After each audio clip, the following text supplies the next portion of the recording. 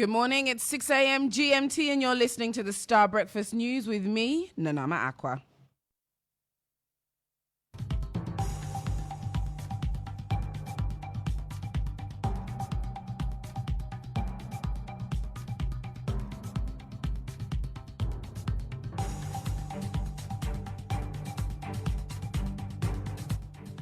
Coming up, fate of acting CEO for Petroleum Commission Emma Hardcastle to be decided on Friday as Speaker takes up Nsawam Edwadri MP's contempt request following his verbal abuse complaint. And so I will take up this matter myself. I will, by Thursday I'll handle the matter, and by Friday I'll revert back to the House. And social activist Oliver Barker-Vomawa to appear before Appointments Committee of Parliament today over bribery claims against committee members. A media publication again, ostensibly coming from Oliver Barker-Vomawa, JFM, that he is prepared to appear before us tomorrow. We are also in readiness to receive him. We will proceed. And later on in the bulletin, ranking member of Appointments Vetting Committee in Parliament pushes for protocol slots for enlistment into Ghanaian Army. Let me remind you on a lighter note that the fact that I'm grilling you does not mean that when you get there and you are supposed to give protocol allocation, you deny me. I'm telling you. Well, we've got this and more coming right up. Do stay with us.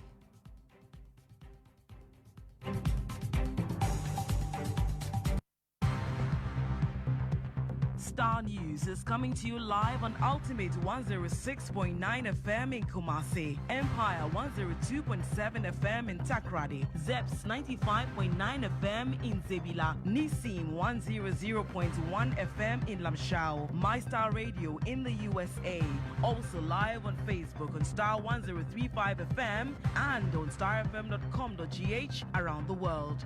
This is Starr 103.5 FM. Starr News. Informed, in depth, in touch. Thank you for tuning into the Starr Breakfast News with me, Nanama Acquah. Social activist Oliver Barker-Vomawa is expected to appear before the Appointments Committee of Parliament today over claims that members of the committee allegedly take bribes to vet and approve minister nominees.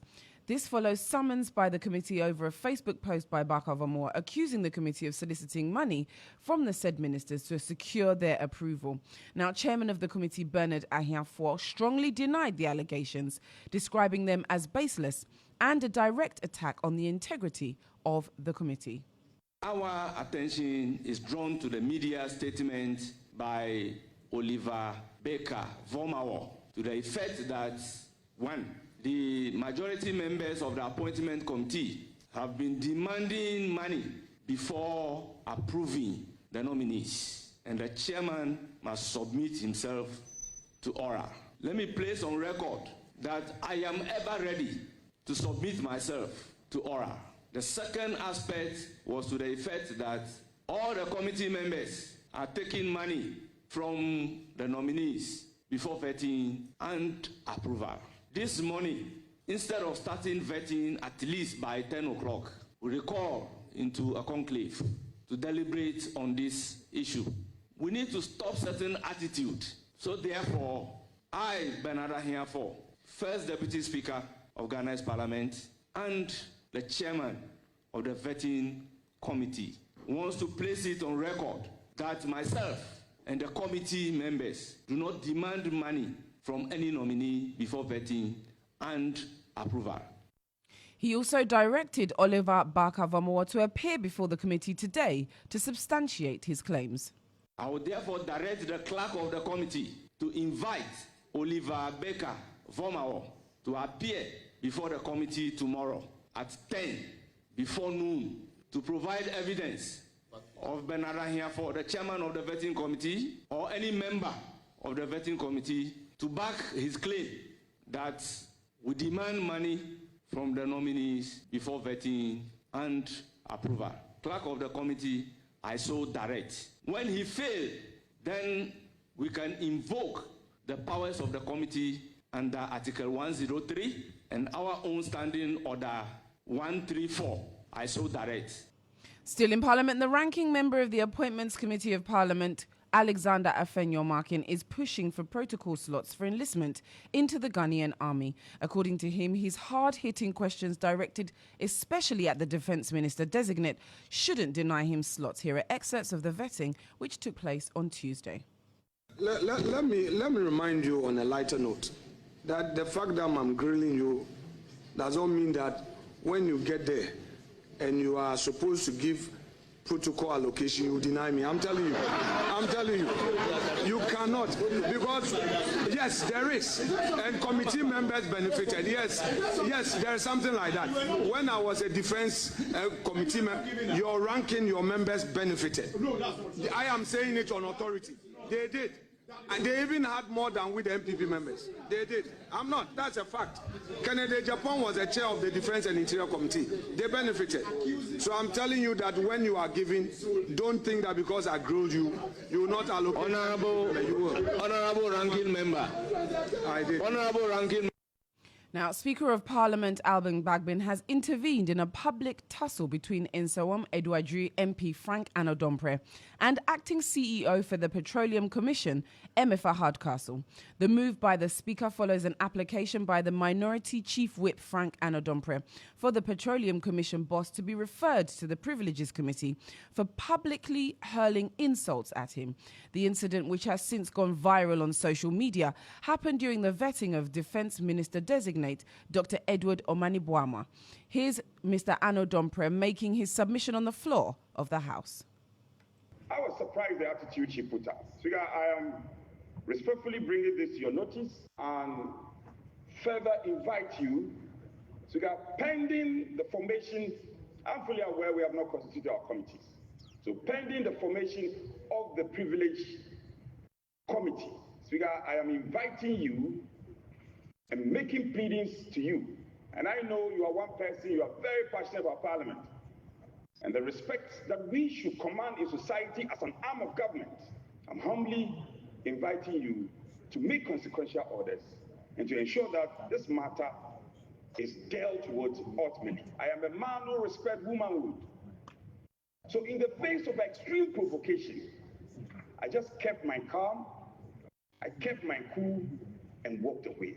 But this abuse is a potential abuse on any of us in this chamber.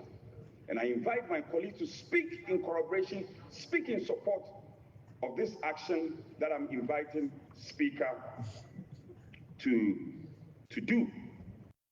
Still on this matter, Speaker of Parliament Alban Bagbin subsequently announced that the two individuals will be invited to his chambers and the matter addressed. According to him, his decision will be tabled before the House on Friday, after which the complaint will be heard. I've heard the complaint. I've listened to the comments of members. I will proceed to invite the lady concerned and to personally go into the matter and take the appropriate action. As at now, I don't have before me a lot of determining facts, and so I have to inquire into it myself, because we don't have the Privileges and Immunities Committee in place.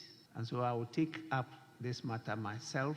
I will, by Thursday I'll handle the matter, and by Friday, I'll revert back to the House. And definitely, I'll grant opportunity to the complainant in the House to make comments about my determination. And I think this will assist in solving the matter. Now, Minister for Youth Development and Empowerment, George Opariado, has vowed to end the thorny issue of late payment of allowances to national service personnel across the country. Speaking during a visit to the National Service Authority, George Opariado also issued a stern warning to individuals involved in the recurring problem of ghost names, vowing to crack the whip on persons found culpable and restore accountability within the system. Obed Kingaglo has the rest of the story. Ghost names and delayed payments for service personnel continue to be an albatross around the neck of the National Service Authority. To better understand the operations of the authority, the Minister for Youth Development and Empowerment, George Opariado, has paid a visit to the agency's headquarters in Accra. The minister's visit was aimed at familiarizing himself with the challenges and successes of the National Service Authority, as well as offering solutions to improve its operations. Engaging journalists, George Opariado issued a stern warning to those behind the ghost name scandal, promising stringent punitive measures for anyone found culpable. States has rules and regulations. Anybody who commits an offense against the state is given the opportunity of being taken to court so that his accusers put forward whatever evidence they have against him. If the investigative authorities are done with their work and anybody is found culpable, we shall use the full powers of the state to prosecute them and make sure that when found guilty, they are sanctioned heavily so that it will become a deterrence to anybody who will want to do same in the future. He also assured national service personnel across the country of government's commitment to prompt payment of national service allowance. As it stands now, 4 months they've not been paid their allowances. And so my assurances to them is I'm going to liaise with the finance minister so that quickly the allowances are released to them. It is unfair for anybody to go 4 months without a salary in this current economic dispensation we find ourselves in. Thank you. In response to the issues raised, newly appointed Director General of the National Service Authority, Felix Jemfi, assured Ghanaians of a paradigm shift in the management of the National Service Authority. He expressed confidence that reforms would drastically reduce such fraudulent activities. Myself, Honorable Rusedo, having been appointed by President Mahama, have been marching instructions to stop this. And then you can take my word from it today that it's done. It won't happen. Not only ghost names, but a phenomenon where you could just give somebody money somewhere and then within an hour your posting is changed. It's over. This year when we post to you and you have concerns with your posting, you would have to bring it forward and then we will listen and then change if you are disabled, you are sick, you're a mother, lactating mother, you are married. These are the conditions under which your postings could be changed. The issue of ghost names at the National Service Authority was made public in 2014, which led to the dismissal of 163 staff. In July 2024, media reports suggested that 7.9 million Ghana cedis had been paid to 22,612 non-existent service persons in more than 100 districts. Well, that's all we have for this morning's breakfast news. My name is Nanama Acquah. For more news updates, click on starfm.com.gh. Enjoy the rest of your day.